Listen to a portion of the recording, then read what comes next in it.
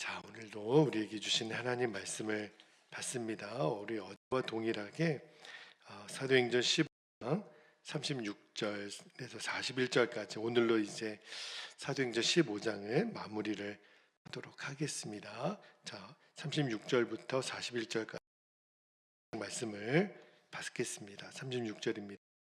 며칠 후에 바울이 바나바더러 말하되 우리가 주의 말씀을 전한 각 성으로 다시 가서 형제들이 어떤가 방문하자 하고, 바나바는 마가라는 요한도 데리고 가고자 하나. 38절, 바울은 밤빌리아에서 자기들을 떠나 함께 일하러 가지 아니한 자를 데리고 하여 서로 심히 다투고 피차 갈라서니, 바나바는 마가를 데리고 배 타고 구브로로 가고. 40절, 바울은 신라를 택한 후에 형제들에게 주의 은혜에 부탁함을 받고 떠나 수니아와 길리기아로 다니며 교회들을 이제 사도행전 15장 말씀을 마무리하겠는데, 이 사도행전 15장 마지막 부분이 바울과 바나바가 마가 요한 때문에 둘이 심하게 다투는 일이 있었다 그랬죠. 그래서 어제 제가 그런 말씀을 드렸어요. 하나님은 우리의 어떠함이 아니라 우리가 하나님 앞에 쓰임 받는 것은 전적인 하나님의 은혜다. 자, 그렇다면 동일한 본문이지만 우리가 말씀을 통해서 그러면 하나님이 우리를 쓰시는 기준이 있을 거 아니에요. 그 기준이 무엇인지, 그리고 이 바울과 바나바가 이렇게 다투고 갈라진 다음에 그러면 이 두 사람은 어떻게 됐는지, 또 바나바의 조카였던 마가 요한은 어떻게 됐는지를 오늘 좀 말씀으로 나누고 기도하기를 원하는데, 참 먼저 하나님께서 우리에게 사명을 주시고 우리를 쓰시는 기준이 있다는 거예요. 다른 건 몰라도 이거 하나는 분명해야 되는데, 그가 전심으로 하나님을 사랑하느냐 하는 겁니다. 여러분, 예수님의 제자 중에 수제자였던 베드로가 예수님을 3번 부인하죠. 그리고 나서 부활하신 예수님이 이제 베드로를 찾아오잖아요. 그런 다음에 베드로에게 묻습니다. 3번이나 똑같은 질문을 하죠. 그게 뭐였죠? 요한의 아들 시몬아, 내가 나를 사랑하느냐. 그 부분이 이제 요한복음 21장에 나오는데, 그때 요한이 대답을 해요. 주여, 내가 주를 사랑하는 줄 주께서 아시나이다. 그 대답을 들으시고 예수님이 이제 베드로에게 사명을 맡기시죠. 그러면 내 양을 먹이라. 자, 여러분, 여러분에게 다시 한번 말씀을 드립니다. 하나님께 우리가 쓰임 받는 것은요, 우리가 잘나서가 절대로 아니에요. 전적으로 하나님의 은혜입니다. 우리가 확인할 것은 예수님이 베드로의 마음을 확인했던 것처럼 우리가 주님을 향한 사랑하는 마음만 분명하면 돼요. 우리가 아무리 사람들한테 칭찬받고 인정받는다 할지라도 사랑이 없는 사역은요, 반드시 열매를 맺지 못합니다. 왜냐하면 주님이 인정하지 않으시니까. 그러니까 주님을 향한 사랑이 없으면 결국은 사람은 지치게 돼요. 작은 시험에도 흔들리게 됩니다. 그러니까 늘 우리가 확인할 것이 이것이 내가 주님을 사랑하여 하는 일인지, 그죠? 그러니까 우리가 주님 사랑 안에만 거하면 혹시 이렇게 넘어졌을지라도 주님은 반드시 다시 기회를 주세요. 여러분, 바나바와 이 바울이 서로 다투고 갈라지는 거는 누가 봐도 어른스럽지는 못했죠.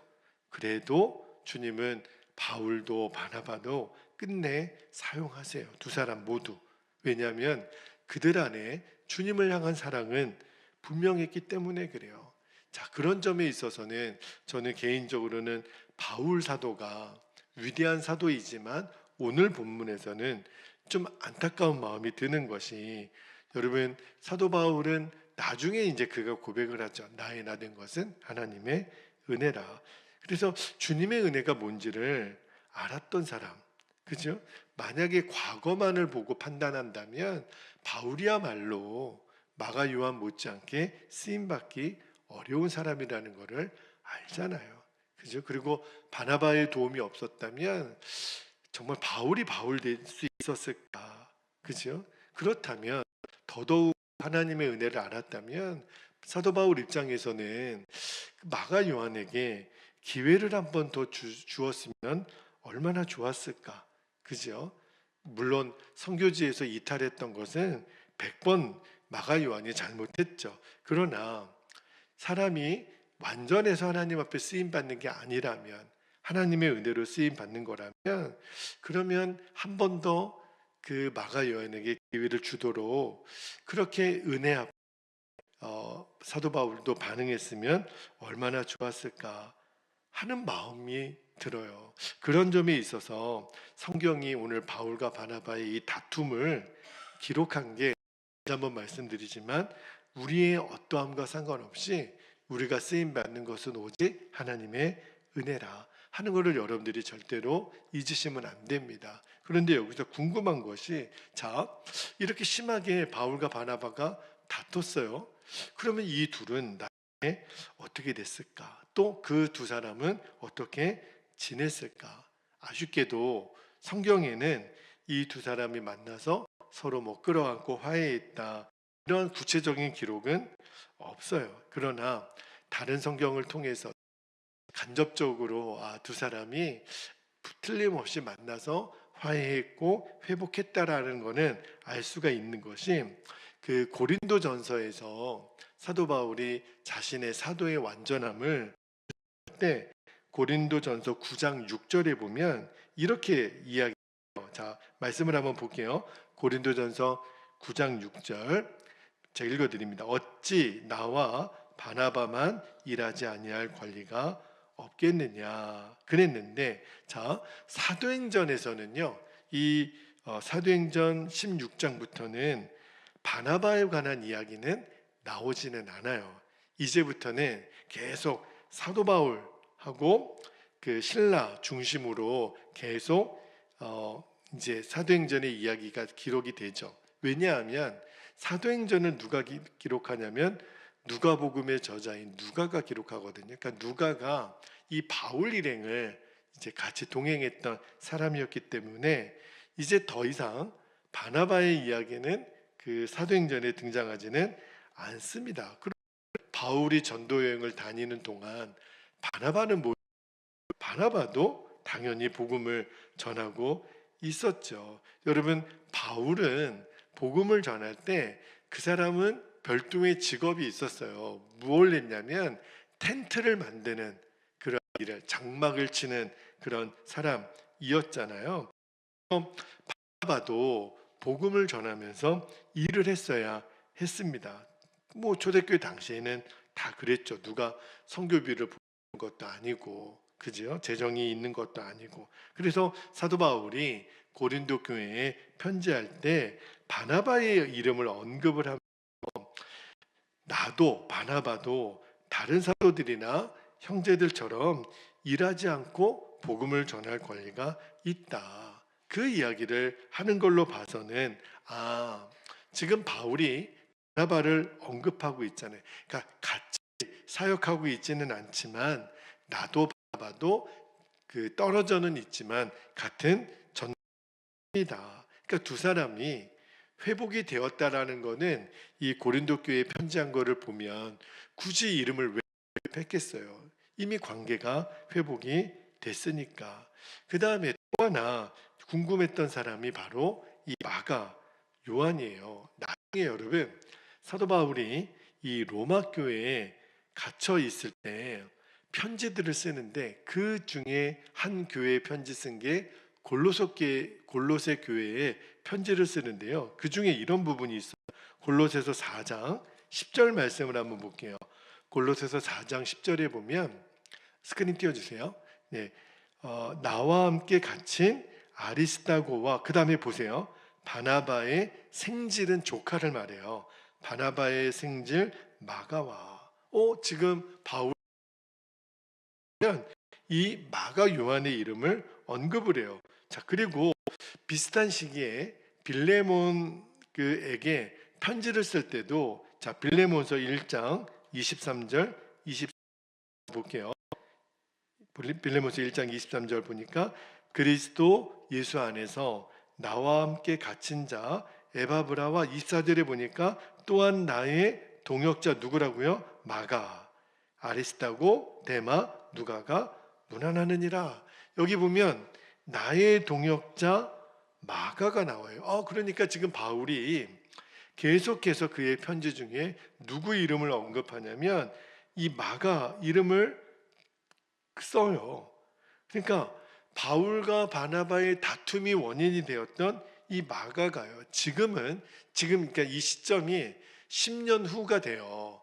바울과 바나바가 헤어진 다음에 10년 정도 지난 다음에 지금 바울이 마가의 이야기를 하면서 나와 함께 지금 로마 감옥에 갇혀 있을 뿐만 아니라 마가는 나의 동역자입니다. 이렇게 지금 편지를 쓰고 있는 거예요. 그러니까 뭘 말하는 거죠? 바울과 바나바도 관계가 회복됐지만 정말 그들의 다툼의 원인이 되었던 마가가 너무너무 훌륭한 바울의 동역자가 됐다라는 거예요. 나와 함께 고난을 당할 정도로. 제가 이 말씀을 읽다가 그렇구나. 지금 너무너무 중요한 사실을 발견하는데 사실은 마가 요한은 10년 전으로 돌아가 보면 실패자였고, 그죠? 그 다음에 선교팀에서 무단 이탈했던 그런 사람이었지만 나중에 이 마가가 초대교회의 중요한 지도자가 되었구나.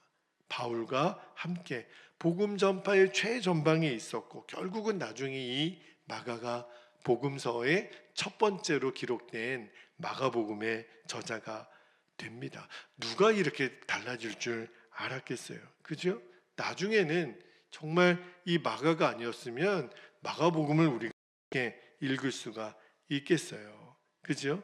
그런데 이 마가가 이렇게 회복되고 변화되는 일에 누가 결정적인 역할을 하냐면 바나바가, 삼촌이었지만 바나바가 만약에 없었더라면 마가가 이렇게 귀한 회복의 은혜를 누릴 수 있었을까? 그죠? 결국은 그의 실수가 이제 회복되고 다시 일어서게 된 것은 바나바 때문에 그래요. 그러니까 바나바는 사울이 바울 되게 했던 도 바나바가 했지만 이 마가 요한이 회복되어서 나중에 초대교회 귀한 지도자가 되게 만들었던 것은 사실은 바나바예요. 그러니까 논리적으로 보면 이 두 사람이 다툴 때 바울이 옳았지만 길게 보면 결국은 바나바가 옳았죠. 시간이 10년 정도 걸렸고 또 힘들고 어려운 일이었지만 사람을 세워주시는 다시 한번 기회를 주는 바나바가 사실은 옳았던 거예요.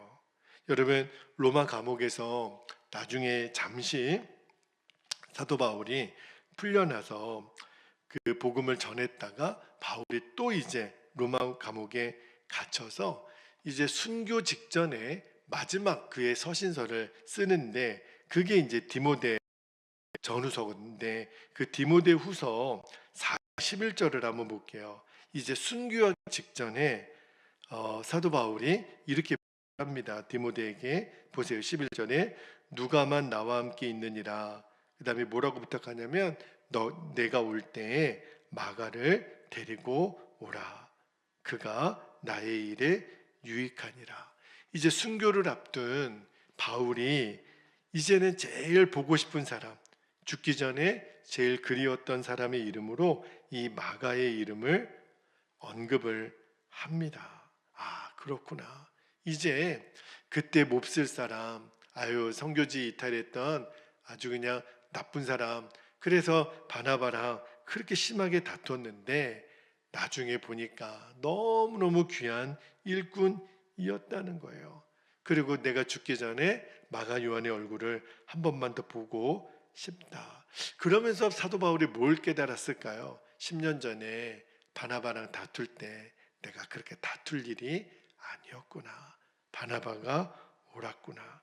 끝까지 마가를 포기하지 않았던 바나바가 오히려 더 고맙지 않았을까요? 그죠? 그래서 우리가 이 바나바처럼 하나님은 사람을 세우는 자가 되기를 원하시는 거예요. 자, 그런데 이제 말씀을 마무리하면서 제가 오늘 설교 제목을 우리는 마가입니다. 그렇게 이제 설교 제목을 정했는데 처음에는 내가 마가입니다. 그런데 여러분 제가 성이 뭐예요? 제가 마가잖아요. 근데 진짜 제 이름이 성이 마씨여서 이 마가라고 하는 게 너무 감사가 되는 거예요. 여러분 오늘 본문에 등장하는 마가는 적어도 굉장히 이기적이었고 자기 마음이 안 맞으면 뭐 리더십이 바뀌었다고 그냥 떠나고 힘들면 포기하고 해서는 안 될 실수를 반복했던 사람이 마가잖아요. 그런데 이 너무 자주 이런 연약함이 우리에게는 없나요? 우리도 그래요. 우리도 그런 사람들이에요. 늘 넘어지고 실수하고 잘못하고. 그런데 놀라운 거는요. 바나바가 마가 요한에게 그렇게 끝까지 붙들어 줬던 것처럼 하나님 그분이 우리를 향해서 포기하지 않으시고 우리를 외면하지 않으셨잖아요. 만약에 바울처럼 합리적인 기준으로만 하나님이 우리를 대하셨다면 우리는 끝나도 벌써 끝났을 거예요. 제가 딱 그런 사람이었거든요. 그러니까 저는 마가였고 하나님은 저에게 바나바 같은 분이셨어요. 그게 너무 감사한 거예요. 그래서 이렇게 감히 주의 일을 한다고 여러분에게 말씀을 전하는 자가 된 거잖아요. 저는 우리 자신이 내가 마가다 라는 사실을 잊으시면 안 된다고 싶어요. 만약 제가 다른 사람을 바나바처럼 긍휼히 여긴다면 바나바가 아니라 용서받은 마가로서 다시 기회를 얻는 마가로서 다른 사람에게 은혜로 대할 수 있는 것뿐이죠. 그것도 주님이 제게 베풀어 주신 은혜에 비하면 천만분의 일, 억만분의 일도 안 되는 거예요. 주님의 은혜는 아무리 생각해도 정의의 이성은 이해할 수가 없는, 여러분 꼭 기억하셔야 해요. 우리가 아무리 부족하고 죄를 짓고 실수하고 넘어졌어도 하나님은 절대 우리를 버리지 않습니다. 절대 포기하지 않으세요. 다시 기회를 주시고 다시 세워주시는, 여러분 정말 우리는 우리가 잘나서 받는 거 아닙니다. 전적인 하나님의 은혜예요.